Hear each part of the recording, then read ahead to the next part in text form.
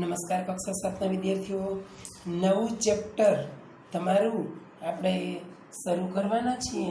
Chapter number 6, નામ છે ત્રિકોણ અને તેના ગુણધર્મો. પાઠ્યપુસ્તકમાં શીખીએ એ પહેલાં થોડુંક પ્રેક્ટિકલ, અને જીઓ બોર્ડ કહેવાય, આવી ખીલીઓ લગાડેલી હોય, આ રબરનો ઉપયોગ કરી અને મેં ત્રિકોણ બનાવ્યો છે. તો થોડુંક પ્રેક્ટિકલી ત્રિકોણ વિશે આપણે સમજી લઈએ. તો પહેલું ત્રિકોણ તમને અહીંયા દેખાય છે, તમને સ્વાભાવિક છે કે તરત ઓળખી જાવ ત્રિકોણ. તો આ ત્રિકોણ એક સરળ બંધ વક્ર છે. બંધ છે, જો ખુલ્લો નથી, એટલે સરળ બંધ વક્ર છે. 3 રેખાખંડો દ્વારા બનેલો, 1, 2 અને 3. 3 રેખાખંડ છે, એવી રીતે 3 ખૂણા છે, એક આ, એક અહીંયા અને એક અહીંયા. એવી રીતે 3 ખૂણા એના બને છે. આ એક ખૂણો, પછી આ બીજો ખૂણો, અને અહીંયા ત્રીજો ખૂણો. જ્યાં જ્યાં વળાંક આવે છે ત્યાં એનો ખૂણો બને છે. આ જ ત્રિકોણને 3 શિરોબિંદુ હોય, એક આ અને એક આ. આમ ત્રિકોણના કુલ તમને કોઈ અંગ પૂછે તો એને 9 અંગ હોય છે. 3 રેખાખંડ, 3 ખૂણા અને 3 શિરોબિંદુઓ. હવે નાનકડા ધોરણમાં તમે શીખી જ ગયા છો. થોડુંક રિપીટ. ત્રિકોણના પ્રકાર.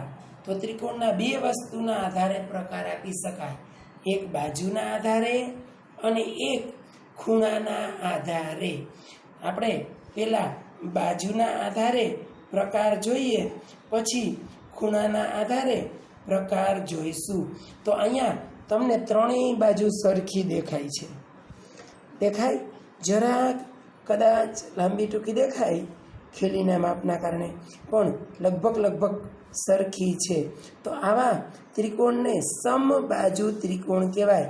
3 બાજુ સમ. મેં માપી, આ 10 સેમી થયું, આ 10 સેમી થયું, આ 10.5 સેમી થયું છે. એ જરાક લાંબી છે, પણ આપણે 10 ધારી લઈએ તો 3 10 સેમી, એટલે કે સમબાજુ ત્રિકોણ એને કહેવામાં આવે છે. આ ત્રિકોણ જોતાં જ તમને ખબર પડી જશે કે આની આ 2 બાજુ સરખી છે, આ બાજુ થોડીક નાનકડી છે. તો જે ત્રિકોણની 2 બાજુ સરખી હોય એને સમદ્વિબાજુ ત્રિકોણ કહેવાય. 3 બાજુ સરખી હોય તો સમબાજુ ત્રિકોણ, 2 બાજુ સરખી હોય તો સમદ્વિબાજુ ત્રિકોણ. આ નીચેનો ત્રિકોણ જો, તેમાં તમને 3 બાજુ જુદી જુદી દેખાય છે. આ નાનકડી, અહીંથી સેજ મોટી અને આ બધેથી મોટી. તો આવા ત્રિકોણને વિષમ બાજુ ત્રિકોણ કહેવાય. જે ત્રિકોણની 3 બાજુના માપ જુદા જુદા હોય, એકેય સરખા ન હોય, તો એને વિષમ બાજુ ત્રિકોણ કહેવાય. આ થયા ત્રિકોણમાં બાજુઓના આધારે એના પ્રકાર. હવે આ એક પ્રકાર પૂરા થઈ ગયા. હવે ખૂણાના આધારે પ્રકાર. તો ખૂણાના નામ ઉપરથી જ ખૂણાના આધારે પ્રકાર છે. આ ત્રિકોણ ફરી જો, આ ખૂણો જોઉં તો 90 થી નાનો દેખાય છે, આ 90 થી નાનો દેખાય છે, આ 90 થી નાનો દેખાય છે. તો આને આપણે લઘુકોણ ત્રિકોણ કહીશું. 3 ખૂણા 90 થી નાના છે એટલે લઘુકોણ ત્રિકોણ. બાજુમાં તો સમદ્વિ છે જ, પણ આમાં લઘુકોણ ત્રિકોણ થશે. અહીં આપેલો એક ત્રિકોણ જો, એક આ છે બાજુ, એક બાજુ અહીંયા છે અને એક બાજુ અહીંયા છે. આ લઘુકોણ છે, આ લઘુકોણ છે, પણ આ બાજુ 90નો ખૂણો બન્યો છે, એટલે કે કાટખૂણો લાગે છે. તો જે ત્રિકોણનો એક ખૂણો કાટખૂણો હોય એને કાટકોણ ત્રિકોણ કહેવામાં આવે છે. પાછો આ ત્રિકોણ જો, આ ત્રિકોણનો આ ખૂણો લઘુકોણ છે, આ ખૂણો લઘુકોણ છે, પણ આ ખૂણો ગુરુકોણ છે. તો આને આપણે ગુરુકોણ ત્રિકોણ એવું કહીશું. બાજુના આધારે 3 પ્રકાર, એમ ખૂણાના આધારે 3 પ્રકાર. લઘુકોણ ત્રિકોણ, ત્રણેય ખૂણા લઘુકોણ હોય. એક ખૂણો કાટખૂણો તો કાટકોણ ત્રિકોણ, એક ખૂણો ગુરુકોણ તો ગુરુકોણ ત્રિકોણ. આવું આપણે બતાવી શકીએ છીએ. હવે તમારે નવા શબ્દ 2 શીખવાના છે, નવી વસ્તુ શીખવાની છે. પહેલું છે મધ્યગા. મધ્યગા એટલે મધ્યમાં આવેલી. તો નામ એવા જ ગુણ છે. એક સામેના ખૂણાથી શરૂ કરી એની સામે જે બાજુ હોય એની વચ્ચે સુધી આવેલી. હું એક રબર લગાડું છું, અહીંયા સામેના ખૂણાથી અહીંયા વચ્ચોવચ આવી ગઈ. આ સામેના ખૂણાથી શરૂ કરી અહીંયા આ અંતર અને આ અંતર બે સરખું છે. આ અંતર જેટલું છે એટલું જ આ છે. તો આ એની મધ્યગા કહેવાય. અમે રબર દોર્યું એની મધ્યગા કહેવાશે. એક શિરોબિંદુમાંથી નીકળી એક ખૂણામાંથી અને સામેની બાજુની વચ્ચે સુધી જતી, તો એને મધ્યગા કહેવાય. આ લઘુકોણ ત્રિકોણ છે એમાં એની મધ્યગા અંદર હોય. 3 મધ્યગા હોય. એક આ, એક અહીંથી શરૂ કરી અને અહીંયા વચ્ચે સુધી પહોંચતી, તો આ પણ એની મધ્યગા છે. ત્રીજી અહીંથી શરૂ કરી અને આની વચ્ચે સુધી જતી, આ બેયના સરખા ભાગ થાય તો આને મધ્યગા કહેવાય. તો આ એક ત્રિકોણમાં 3 મધ્યગા છે. 3 મધ્યગા લઘુકોણ ત્રિકોણમાં ત્રિકોણની અંદર આવે છે. કાટકોણ ત્રિકોણ. કાટકોણ ત્રિકોણમાં મધ્યગા ક્યાં હોય? તો જોઈ લઈ. મધ્યગા કેને કહેવાય? તો કે સામેવાળામાંથી આવી અને અહીંયા 90નો ખૂણો બનાવે. તો અહીંયા 90નો ખૂણો તો આ બાજુએ જ બનાવ્યો, તો આ બાજુ જ એની મધ્યગા. હા, આ બાજુ જ એની મધ્યગા. આમાંથી નીકળી અને સામે જરાક ભૂલ થઈ ગઈ હતી, હમણાં જે બોલી ગયો એ ખોટું હતું, એ જરાક વેદનું બોલાઈ ગયું. ફરીથી મધ્યગા કાટકોણ ત્રિકોણમાં અહીંયાથી નીકળી અને સામે બરાબર વચ્ચોવચ આવતી, તો આ ત્રિકોણની મધ્યગા છે. મધ્યગા નંબર 1. મધ્યગા નંબર 2 અહીંથી જઈ અને સામેમાં બરાબર વચ્ચે સુધી જતી, તો આની બીજા નંબરની મધ્યગા છે. મધ્યગા નંબર 3 અહીંથી નીકળી અને અહીંયા બરોબર વચ્ચોવચ સુધી જતી, તો એને મધ્યગા કહેવાય. આ મધ્યગા નંબર 3 છે. બધા જ ત્રિકોણમાં મધ્યગા એની અંદર આવેલી હોય છે. ગુરુકોણ ત્રિકોણમાં પણ એવી રીતે થઈ શકે છે. આ ગુરુકોણ ત્રિકોણ છે, એમાં અહીંથી નીકળી અને સામેવાળાને બરાબર વચ્ચોવચ આવી જાય, તો એની મધ્યગા કહેવાય. મધ્યગા નંબર 1 અહીંથી જઈ અને આ સામે છે એની આરે બરાબર વચ્ચોવચ આવી જાય, તો આ એની મધ્યગા કહેવાય. એવી રીતે અહીંયાથી નીકળી અને આ સામેમાં બરોબર વચ્ચોવચ આવે, તો આને પણ એની મધ્યગા કહેવાય. આમ દરેક ત્રિકોણને 3 મધ્યગા હોય છે. ખાસ સમજો, આગળ 9મા ધોરણમાં સાબિતીના દાખલા આવશે. મધ્યગા પછી નવો શબ્દ છે વેધ. વેધ કેને કહેવાય?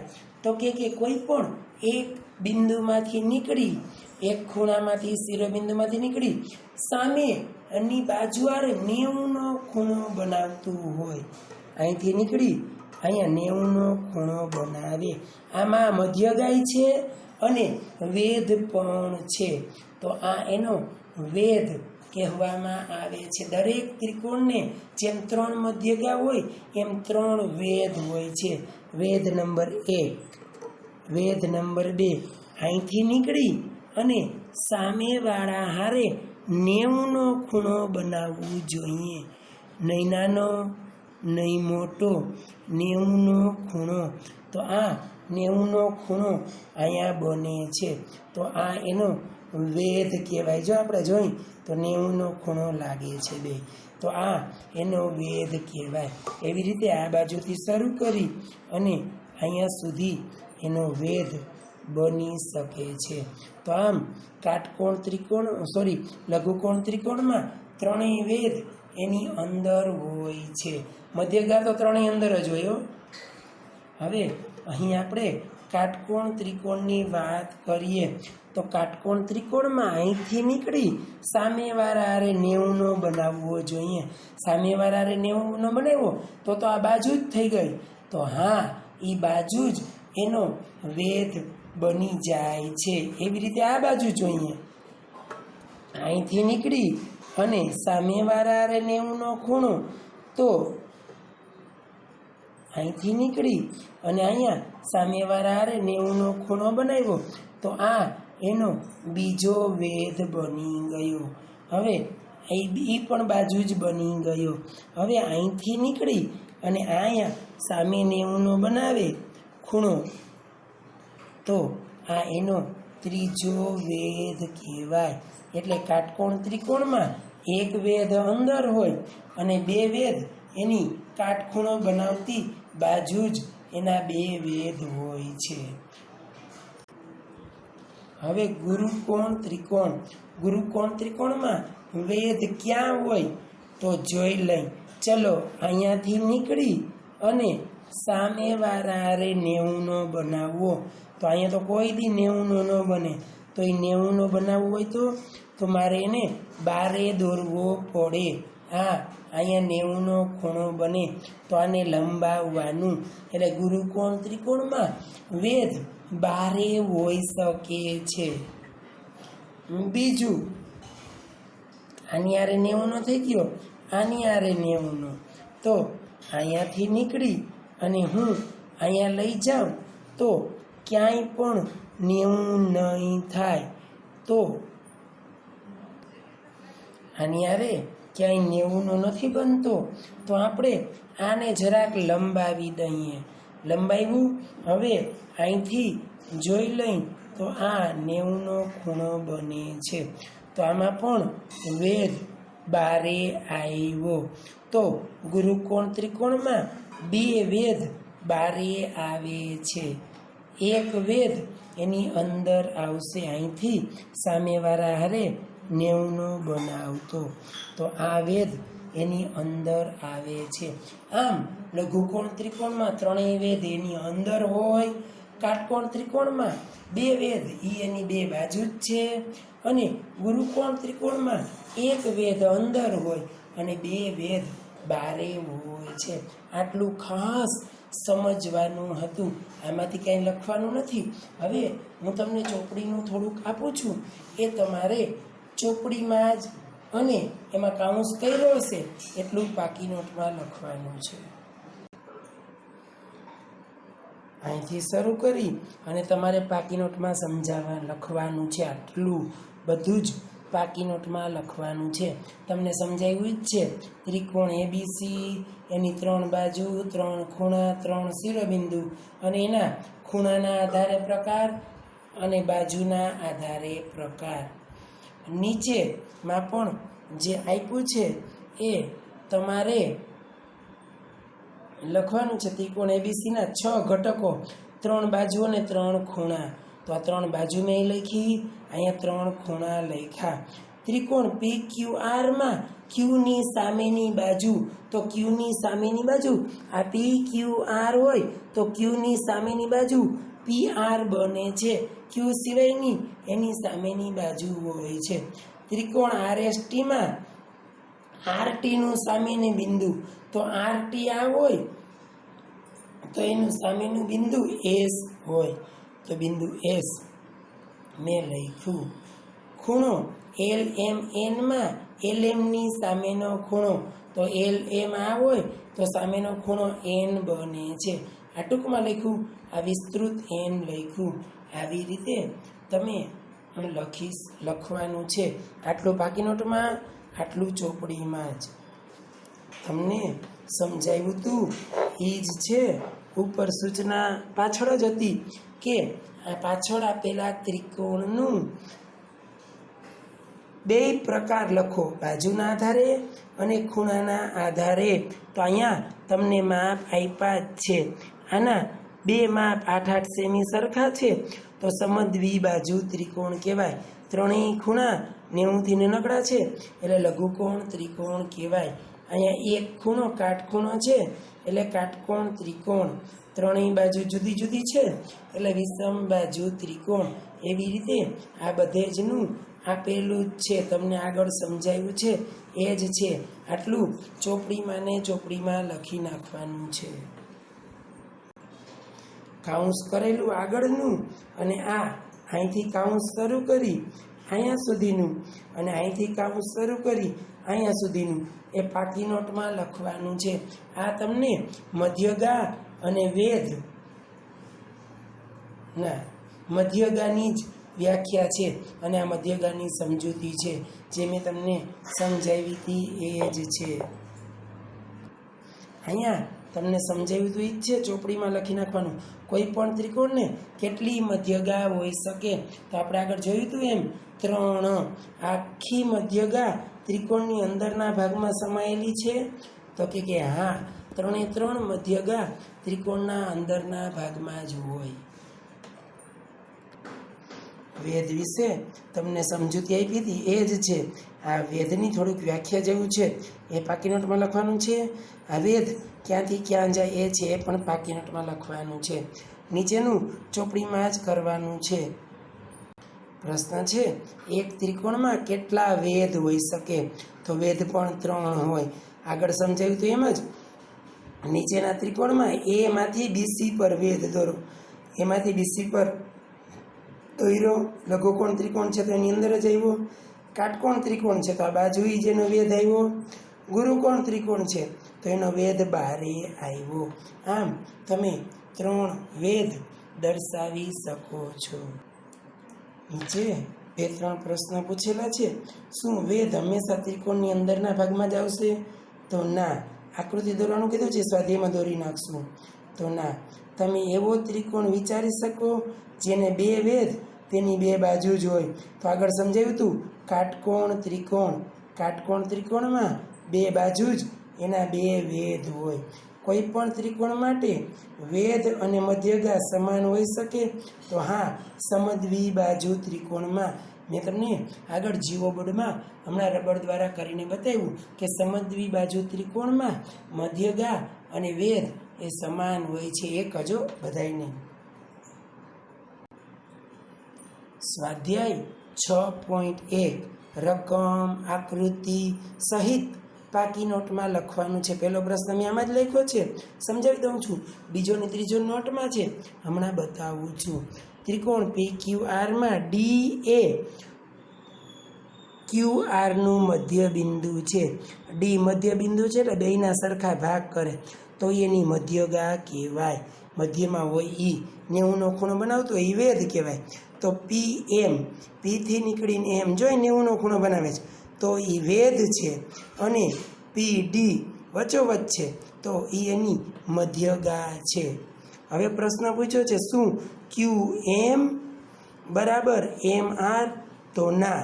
વેધમાં ક્યારેક બરાબર હોઈ શકે પણ હંમેશા ન હોય. એ મધ્યગામાં બરાબર હોય. QD અને DR સરખા હોય પણ QM અને MR સરખા નથી. જોતાં જ ખબર પડી જાય છે. પ્રશ્ન બીજો એવો છે, નીચેના માટે કાચી આકૃતિ દોરો. પેલું ત્રિકોણ ABCમાં BE મધ્યગા છે તો ત્રિકોણ ABC દોરી નાખો. B થી માંડીને E સુધી બેયના સરખા ભાગ કરવાના. તમે ગમે એ માપનો ત્રિકોણ દોરી શકો પણ E આ બેયની વચ્ચે આવવો જોઈએ. નીચેનો 6 દોરો તો 3 સેમી પછી, નીચેનો 8 દોરો તો 4 સેમી પછી. એ આકૃતિ દોરવામાં ખાસ ધ્યાન રાખવાનું. બાકી કાંઈ યાદ રાખવાની જરૂર નથી, એટલે એની મધ્યગા દોરાઈ જાય. બીજું, ત્રિકોણ PQRમાં PQ અને PR ત્રિકોણના વેધ છે. હવે બે વેધ આની બાજુ જ છે. PQ અને PR તો કાટકોણ ત્રિકોણ તમારે દોરવો પડે. કાટકોણ ત્રિકોણ દોરી નાખો. પી કાટખૂણાનું નામ આપી દીધું, પી ક્યુ અને પી આર. અહીંથી અહીંયા 90 બન્યું, આ અહીંથી અહીંયા 90 બન્યું. તો આવો આ એક ત્રિકોણ આપણે દોરી શકીએ છીએ. એના પછી ત્રિકોણ XYZમાં YL ત્રિકોણની બહારના ભાગમાં આવેલો વેધ છે. તો મારે ગુરુકોણ ત્રિકોણ દોરવો પડે. મેં અહીં ગુરુકોણ ત્રિકોણ દોર્યો છે, તો YL એનો વેધ બારે આવે. તો આવી આકૃતિની આપણે રચના કરી શકીએ છીએ. આગળ સમજાવ્યું તો એ જ છે. આકૃતિ દોરીને ચકાસો કે સમદ્વિબાજુ ત્રિકોણમાં મધ્યગા અને વેધ સમાન હોઈ શકે. તો મેં એક સમદ્વિબાજુ ત્રિકોણ દોર્યું, આ મોટું છે, આ બે સરખું છે. તો એમાંથી નીકળી અને BCR 90નો ખૂણો બનાવે, એ બરાબર આના સરખા ભાગ પાડે. એટલે આ જ વેધ અને આ જ મધ્યગા બને છે. તમારે આટલું જેટલું કીધું એટલું પાકી નોટમાં, ચોપડીમાં કીધું એટલું ચોપડીમાં, બધું જ લખવાનું છે. આજે ને આજે લખી લેજો. આવતીકાલે બીજો વિડીયો આવશે. આવજો. અસ્તુ.